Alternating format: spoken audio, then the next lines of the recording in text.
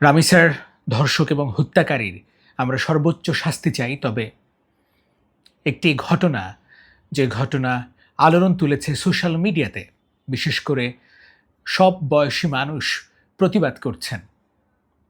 আমরা যখন রামিসার বিচারের দাবিতে সোচ্চার, যখন প্রধানমন্ত্রী, স্বরাষ্ট্রমন্ত্রী, আইনমন্ত্রী অনেকে আসলেন, রামিসার বাবাকে কথা দিলেন ১ মাসের মধ্যে বিচার প্রক্রিয়া সম্পূর্ণ করতে, অর্থাৎ আসামির মৃত্যুদণ্ড কার্যকর করা হবে। ঠিক ওই সময়ে একটি নয়, ২টি ভিডিও সোশ্যাল মিডিয়াতে ছড়িয়ে পড়েছে। সেই ভিডিওতে আমরা কি দেখলাম? আমরা দেখলাম রামিসার বাবা ২ জন কিশোরীকে জড়িয়ে ধরে চুমু খাচ্ছেন। এটা স্রেফ একটি ছবি বা ভিডিও নয়। রামিসার বাবা শুধুমাত্র রামিসারই বাবা, অন্য কারো বাবা নন।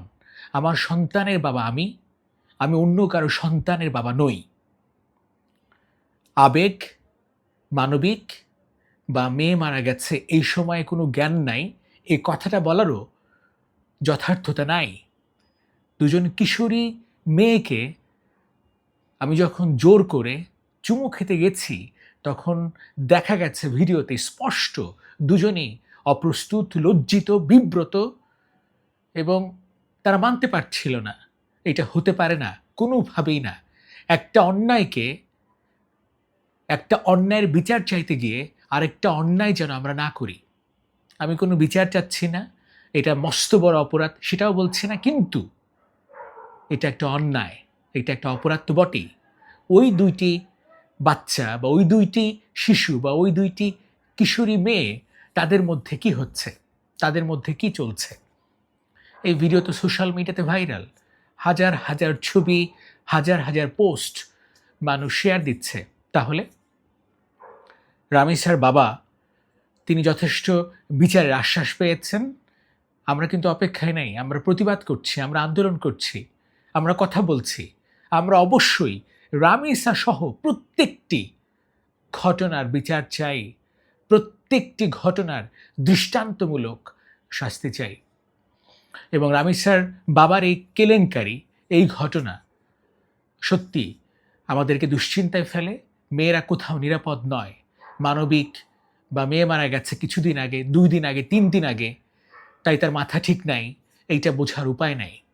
তার মাথার থেকে নকল চুল এখন পর্যন্ত সরায় নাই। তার মানে আমি ঠিক আছি। সকাল, দুপুর, রাত খাবার খাচ্ছেন, প্রস্রাব পায়খানায় আসলে সেটাও তিনি করছেন। তাহলে কেন এই ঘটনা, বা কেন তিনি এইটা করবেন?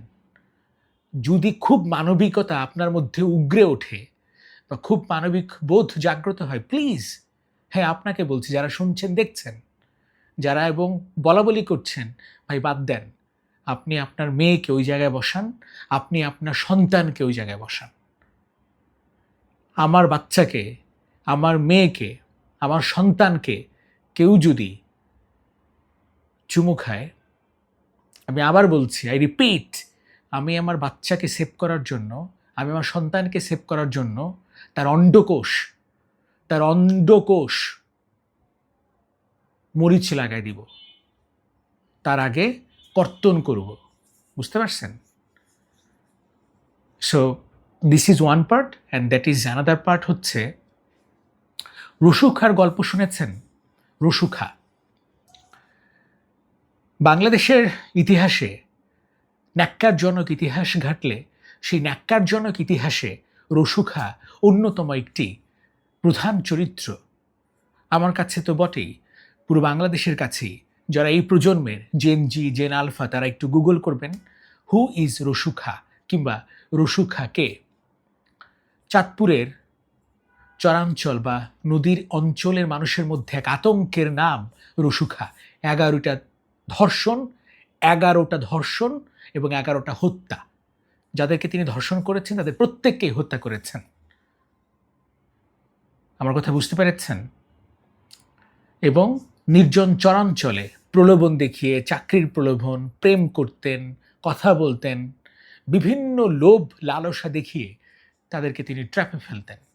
কারণ তিনি ছোটবেলায় বা কৈশোরে প্রেমে ব্যর্থ হয়েছেন। সেই রসুখার এখন পর্যন্ত শাস্তি হয় নাই, কার্যকর হয় নাই। ফাঁসির আদেশ হয়েছে 2009 সালের ঘটনা। এখন 2026। আপনি আসিয়া হত্যার বিচার চান? আপনি রামিসা হত্যার বিচার চান? এই দেশে আনবিলিয়েবল। সেই রসু খা এখন কাশিমপুর কারাগারে কন্ডেম সেলে আছেন। তাকে ধরা হয় প্রথমে মসজিদের ফ্যান চুরির অপরাধে। পুলিশের লাগাতার জেরা, পুলিশের অনবরত প্রশ্নে বেরিয়ে আসে চাঞ্চল্যকর তথ্য, ইতিহাসের নিকৃষ্টতম তথ্য। এবং তার শখ ছিল, তার ইচ্ছে ছিল, তার স্বপ্ন ছিল 100 জন নারীকে ধর্ষণ এবং হত্যা করবে, তারপর তওবা করে ভালো হয়ে যাবে। এই হচ্ছে রসু খার গল্প। বাংলাদেশের ইতিহাসে স্বাধীনতার পর থেকে এরকম চাঞ্চল্যকর ইতিহাস, এরকম ন্যাক্কারজনক ঘৃণিত ইতিহাস, নিন্দনীয় ইতিহাস কেউ করে নাই। সেই রসু খা কন্ডেম সেলে আমার আপনার টাকার ট্যাক্সের টাকায় তিনি খাবার খাচ্ছেন, তিনি ঘুমাচ্ছেন, তার চিকিৎসা চলছে এবং তার কাছ থেকে গল্প শুনছে আরও অন্য আসামিরা। কিভাবে করছো চিন্তা করছেন? This is reality, brutal reality. বাংলাদেশে সব সম্ভব। বাংলাদেশের যে রাজনৈতিক ব্যবস্থাটা, প্রত্যেকটা ব্যবস্থাই, প্রত্যেকটা দলে চাটুকারিতা, তেলবাজ, দুর্নীতি, এবং এটাই রাজনীতি এখন টাকার মঞ্চ।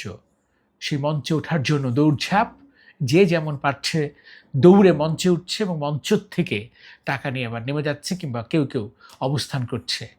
Very simple as it is.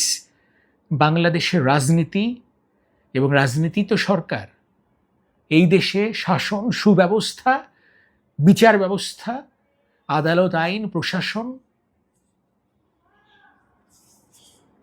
অতএব কি দরকার? টাকা থাকলে দেশ ছাড়েন, যেভাবেই হোক দেশ ছাড়েন, অথবা সন্তানকে লেখাপড়ার থেকে বঞ্চিত করেন, ঘরের মধ্যে পড়ান। রবীন্দ্রনাথ কিংবা বিদ্যাসাগর কিংবা কাজী নজরুল ইসলাম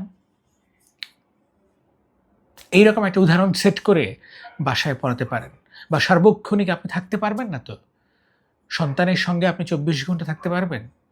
20 ঘন্টা, 30 ঘন্টা থাকতে পারবেন? সম্ভব না। কাজ করতে হবে, রান্নাবান্না করতে হবে।